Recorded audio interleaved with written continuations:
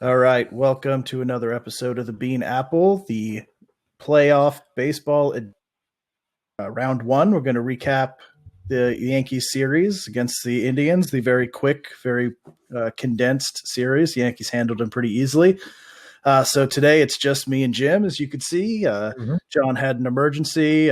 Hopefully his son's not feeling too well, so hopefully thoughts go out to him. Hopefully everything's good and everything is there's no serious issues or complications going on. And but the two of us are going to handle it today. So I know you're up for you're the Yankees guy, so right, you can't do the show without you specifically. So let's dive into the Yankees Indians series, and then we'll play catch up to today.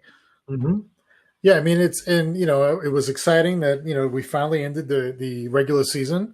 It went into the playoffs here, and it came to play. So I thought the Indians would have gave them a little bit of a harder go of it, but it was great to see Cole come right out and be dominant, be his dominant self. Right, he brings his A game. He goes 7 innings, 2 earned runs, 13 strikeouts. I mean, totally dominated the Indians in the first game. Oh, yeah. And no walks, right? No walks. So they really he controlled the plate, and they couldn't hit the ball. And Bieber, I mean, Cy Young? What? Not in the playoffs.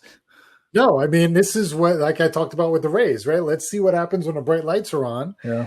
I mean, Bieber goes 4.2. He gives up 7 earned runs. He strikes out 7, 2 walks. But, Gardner and Judge and Torres and then Stanton, who I've been knocking all season since preseason.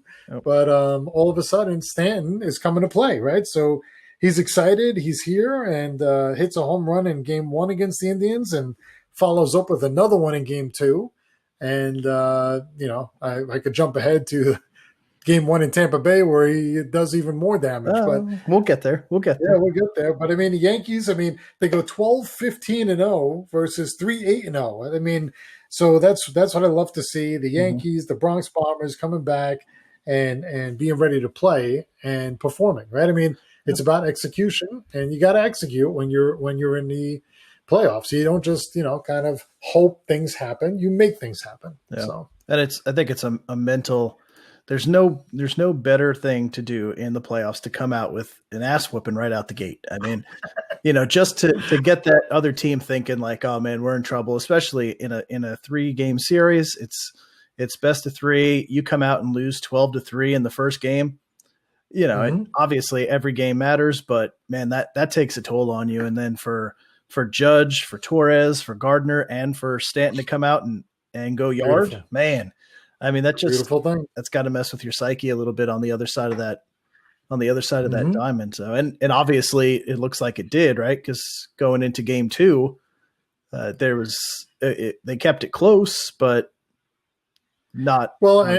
So Cleveland scores 4 runs in the first inning, right? So they did come out and say, okay, we can't just lay down here against Tanaka, right? So Tanaka only goes 4 innings, gives up 6 earned runs, 3 walks, 3 strikeouts. But yeah, the Yankees fall behind 4-0 in the first inning, can bring 1 back in the second, they score 4 in the fourth, and then all of a sudden it's a game again, and it kind of goes back and forth. Lead changes throughout 5th, 6th, 7th, 8th. And then, we take it to the 9th inning, and Hand comes in, and he gives up 2 earned runs. I mean, so great to see, try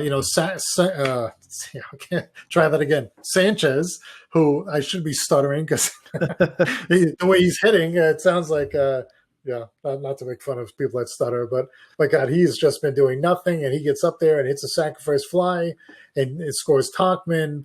And then we get LeMahieu singles, and Urshela scores on the error, and we take the lead, and Chapman comes in and shuts the door on him. But, you look at that game, 24 strikeouts, right? 19 walks issued that game, 36 total bases. So a lot of people on the base paths, a lot of movement, a lot of things happening. But it came right down to the 9th inning, and the Yankees pulled it out. So, it was great that they didn't have to go further and use more pitchers and get out of it quick. And actually, that's probably the biggest break biggest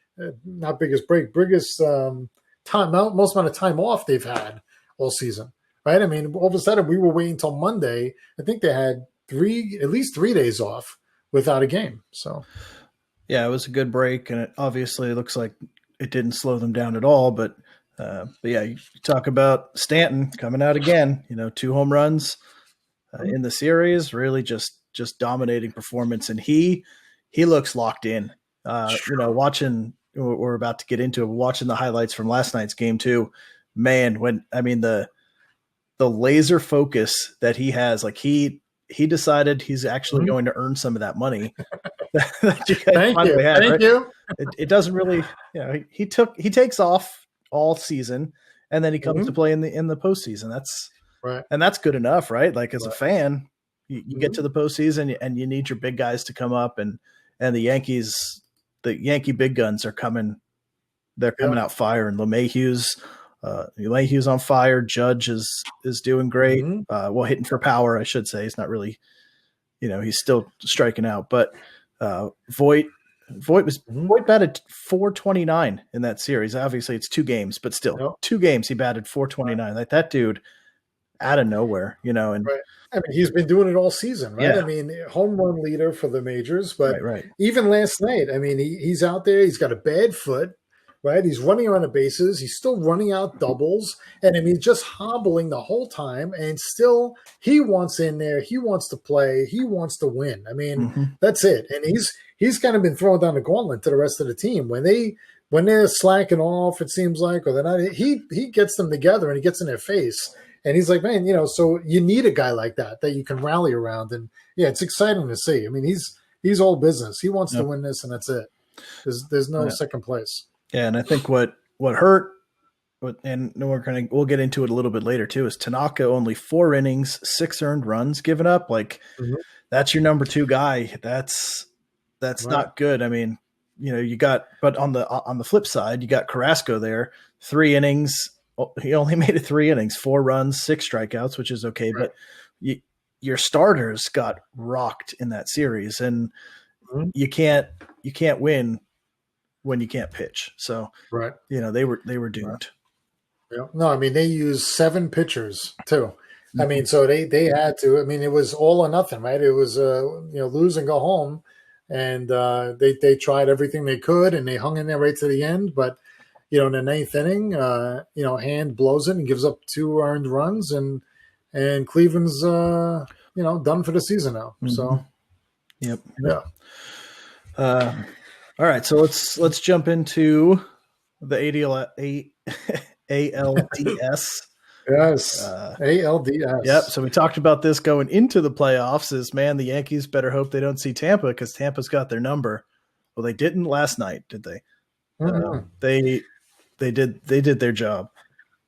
Absolutely. I mean, like we said, so Cleveland, they scored 12 runs and 10 runs, 22 runs in 2 games. And in game 1, they come out and score 9, right? So they go 9-15-0 against 3-6-0 for Tampa.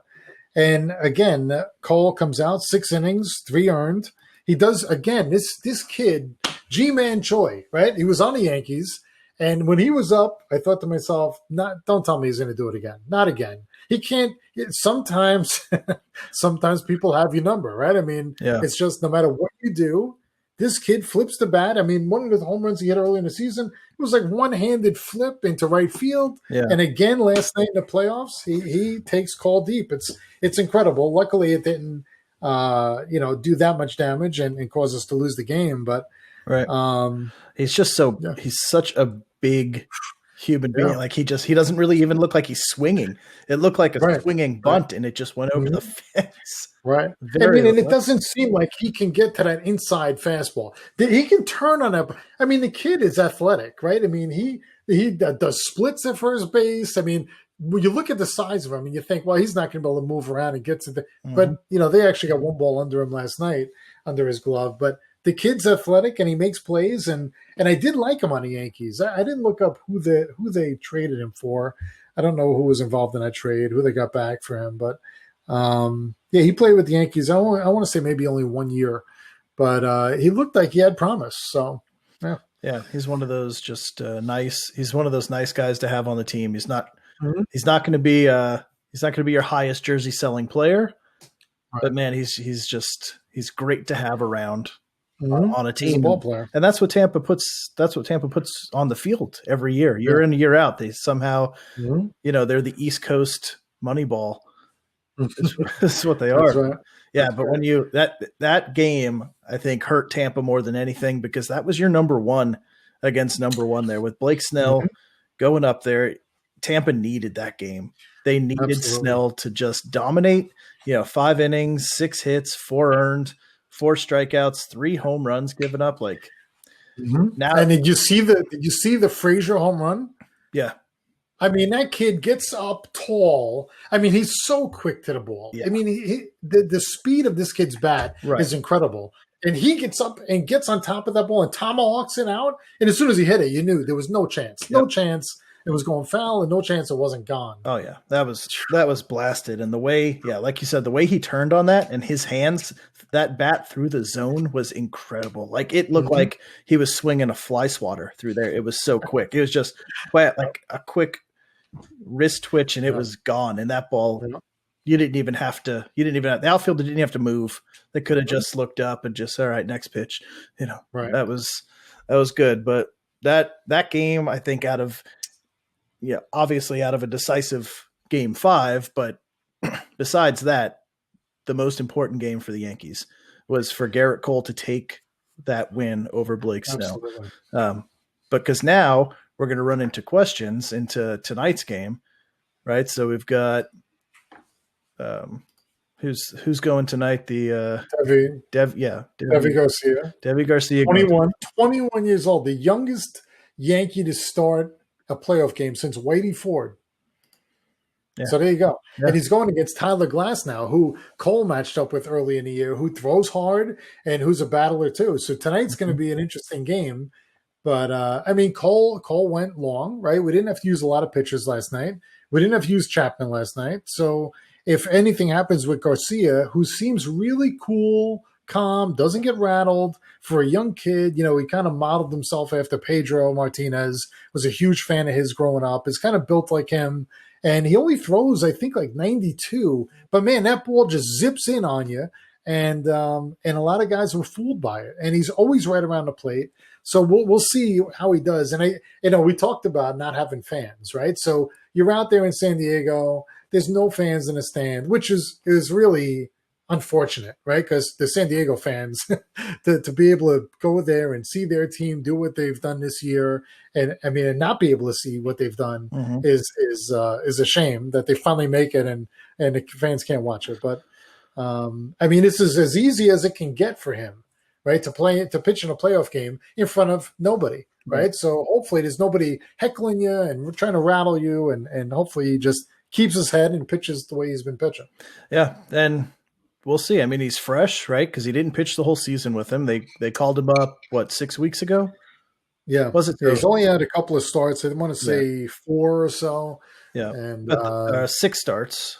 Okay. But he's just shy of a 5 ERA, that's a little nerve-wracking. And it's very I find it very interesting that's who Boone chose to go with in game 2. Right. Because if you put this game away and you knock out Glasnow and Snell 1-2, that's it. I don't know how they're going to come back from 3 games with their 1-2 punch going down. So huge shoes to fill for Garcia in this one. He could be a Yankee folk legend right here. That's right. They'll tell stories about him for generations to come if he could pull this one off. But right in front of our eyes. So I was thinking about it too. I was thinking, why skip Massa? Right? Okay, he only went 4 innings and he did give up, what did I say, 6 runs in game 2 there. But I thought I didn't look back and see how many times Devi faced Tampa Bay this year. 0. Maybe 0. It is 0. Okay, so I didn't think he pitched against him, and I didn't look it up. But I thought to myself, that could be part of it too. Just the idea that they've never seen him. They can watch video all you want. It's not the same thing. And they face Massa a lot, right? There's a lot of guys on Tampa that have been there for a few years, and they've batted against him. They know what to expect. So as good as he is, you may have a better shot at throwing a kid that's never pitched against them, right? It's a different strategy. He's not your number 2 guy, but you got J Happ right behind you. You got Jordan Montgomery. You have the whole arsenal behind you. Whoever you want, if he goes 2 or 3 innings and gets high in the pitch count or starts getting batted around, you pull him, right? You pull the kid out. You don't want to. He's not going to get in there and give up 8 runs before they do something. So, he's taking a shot really. But I agree. I would rather get up 2-0 and kind of put them in the rearview mirror. But I'll tell you something I didn't like, and we didn't talk about it. So Yankees score 4 home runs. We talked about Clint's home run, but Higashioka's home run, he golfs that fastball. I think it's 96 inside, and Snell turns around like, how the hell did he hit that? Like, he's talking to himself because he couldn't believe it. Yeah. Judge hits the missile. But after Stanton's grand slam, this guy, Curtis, is in there, throws 40 pitches, gives up 5 runs, and the next pitch, right at Urshela's head. So they were warned pregame, no nonsense. We're not fooling around. We know there's history between. And then after Urshela gets up, Glaber gets up, same thing. Up and in. He knocks both guys down. Glaber's wasn't as close as Urshela's. Urshela's was going right at his head. Right after the grand slam. So I'm waiting to hear tonight if they say anything, because I didn't see any kind of warnings after that. The second guy gets nothing. Yankees didn't do anything back, but I can only imagine if Chapman gets in there and they have a big lead, there may be some chin music coming. Yeah. There could very well be. And we were talking about it before we started the show too, with Stanton's grand slam. I don't think I've ever seen a look in his eye as intense as I did in that at bat. I mean, he knew that ball was leaving the stadium. And he held that bat up in the air, and he was, like you said, he was fired up. He was staring at that pitcher like, I'm going to get you. Right. You're not beating me. I don't care what you throw. I'm getting it. Yeah. That's great. And for me, that's great to see, because I wanted him traded in the preseason. Yeah. So now 3 home runs in 3 games for him. We'll see what he does tonight. But for you, what did you want? Like a pack of gum for him or something like that? Send him to the Mets. I was trying let him go let the National League keep the DH, and then he can go over there and play back in wherever he wants to in the National League. But he's and you don't realize either. Like, everybody talks about how big Judge is, right? Especially you see the pictures of him against Altuve. Altuve's up in place. Stanton, I think they're 6'7" and 6'6". I mean, they're like the Twin Towers. Yeah. They're 2 giant guys. It's not just the muscle. He's just a huge guy. Yeah, you should trademark that if that's not already done. So that's patent pending there. Okay, yeah. I'll do the paperwork after the show. Yeah, that was good. I'll publish this a little later so you can get it all done before somebody else does. Yeah, that was intense. That was really good to see. I mean, watching him for years in Miami, just crushing balls damn near out of the stadium, hitting off the glass out there. And that stadium is massive, and I figured coming to New York, God, if he could stay healthy, that short porch there, I mean, you'd think he would just be destroying the ball. But and obviously if he's healthy, he's one of the best in baseball. He's just constantly hurt. He needs to do yoga or something in the off season so he could stay flexed, because his muscle, his one giant muscle is just too big, and his just pulls trying to twist and turn. So anything he does, it's unbelievable. I mean, and really, he just needs to wait and hit like LeMahieu does more. LeMahieu waits so long to swing, and he just line drives out to right field. And Giancarlo doesn't really do that. I think he pulls more of his stuff, or even straight away right to center. Yeah. But the more he waits, and it's so easy to hit that right field fence for him. Yep. I think that's just going to help him that much more. But I think LeMahieu, talking about him, he set the tone last night, because that first at bat was 10 pitches against Snell. Oh my God! And I know, and he damn near took his head off. That's right. That hit. That's right. I mean, that right there. I mean, what more can you ask for? Maybe a leadoff home run, but a 10 pitch at bat that you send right back down the pitcher's throat. That's right. Like that right there says, hey man, we're here to play, and you're not getting me. And that's, you love that. That's that you played ball. We both played ball growing up. That's that juice, that fire, that just gets you going like nothing else. You see your leadoff guy go up there and just battle and then win. Ain't stopping us. Yeah, no doubt. I mean, and this guy, open the checkbook, whatever this kid wants, you give him. I mean, Yeah. forget about these. I mean, I know we spent a ton on Cole and on Giancarlo. This kid is the real deal. Oh, yeah. I mean, only got to win a title in both leagues. He's got to be the Yankee forever now until he retires. We cannot let him go. I can't believe the Rockies let him go. I know. I couldn't understand it at all. I mean, what are they thinking? Yeah, he hit over 300 every year. He only hit a couple of home runs there, which was weird. He would hit probably single digit home runs every year. Now he's amped that up a bit in New York. He seems to hit over that, but he always batted over 300, and his glove was outstanding in Colorado. Yeah. And they just let him go, and nobody went after him. The Yankees Yankees picked him up late in the offseason too. It wasn't like he was the premier guy they went after. He was sitting out there for anybody, and he's just sitting. I mean, how is that possible? I mean, he's been a model teammate, and he wasn't even in the starting lineup in game one of the season. He only got in there because someone got hurt, and all of a sudden they put him in, and he never got back out again. Yeah. But I mean, they brought him in like as a bench utility guy, and he wins the batting title. Come on, it really doesn't make sense to me either. How he could have just been like, if the Yankees didn't pick him up, where was he going to go? Mm-hmm. Nowhere. Was he going to be out of baseball? Come on. Yeah, I don't know what he's making this year. I'm looking up real quick. He made $12 million last year. Yeah, which is pretty good. I'll take it. Yeah. Sign me up for that. But really, with the way he's playing, he should be honestly closer to 18 to 20 for what he's putting up. So very, very impressive, and a great grab for the Yankees. Because I think, didn't they have to they signed him to fill in for, was it like when Didi went down? Well, no. So, Didi got traded away, but Andujar. So Andujar was out. Right.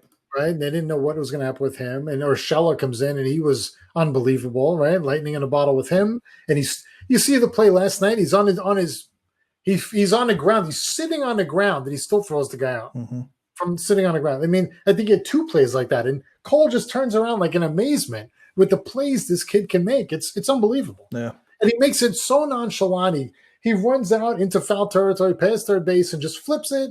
Not even looking. It's just automatic. It's going to go right to first. It's incredible. It's incredible. It's nice to have that kind of talent. Just, no doubt. Yeah. No doubt. I mean, hopefully, we'll see what happens tonight here. I mean, so really, I looked up and down the lineup. Every single Yankee in the lineup got on base at least once. Even Tyler Wade, who came in for Voit, he walked, he got on base, he scored on Stanton's grand slam. I mean, they batted around in the ninth, and they still left 10 guys on base.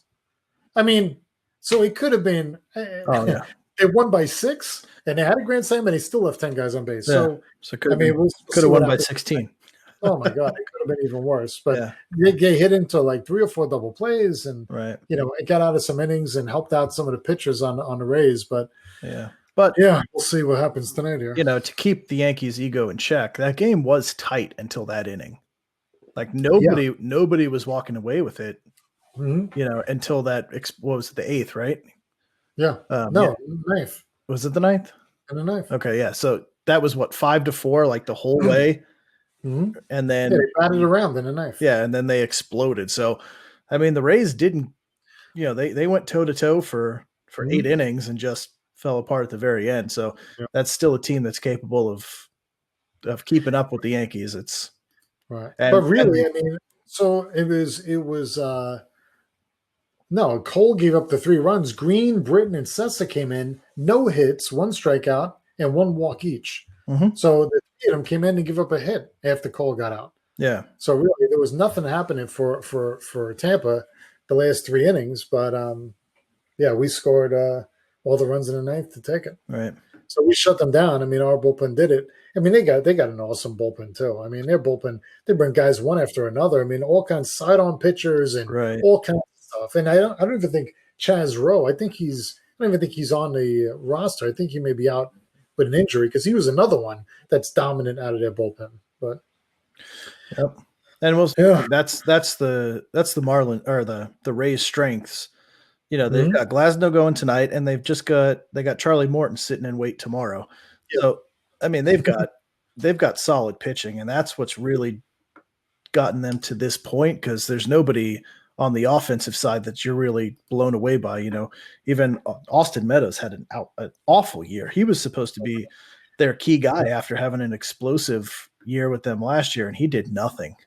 He's in the lineup tonight, batting leadoff. So we'll see if he could get to Garcia or not, but he's a major disappointment. It's just their pitching has been so good. But he was hurt too.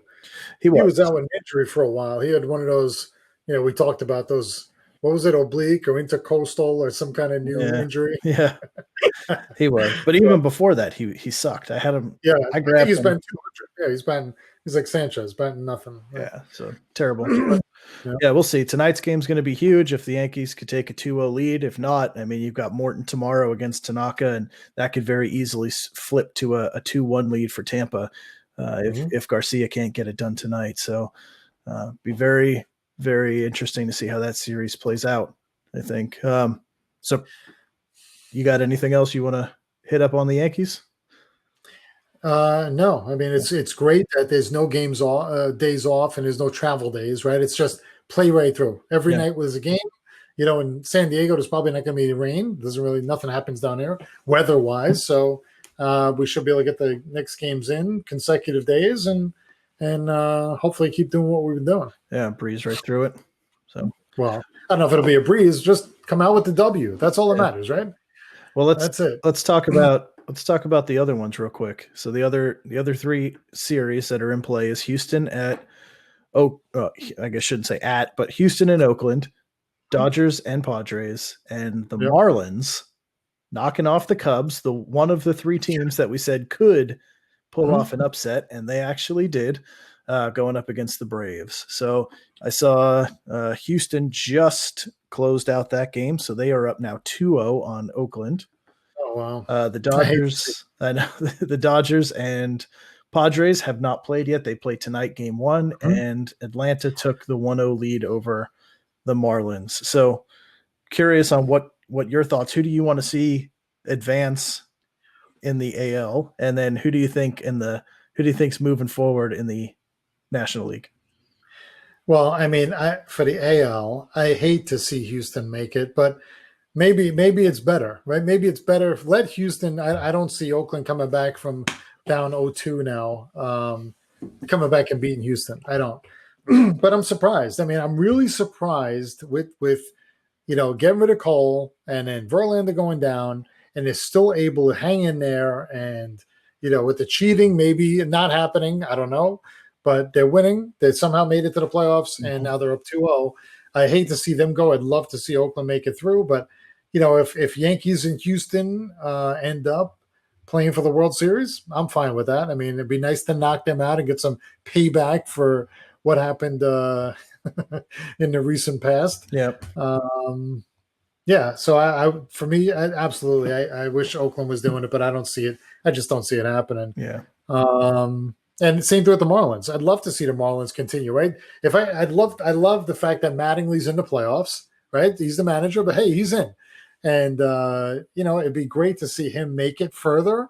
I mean, it would be awesome, really, for the Yankees to play the Marlins and go against Jeter and Mattingly. That would be right. Cool. But again, I don't know if that's going to happen. I think that series can go. It probably goes 5.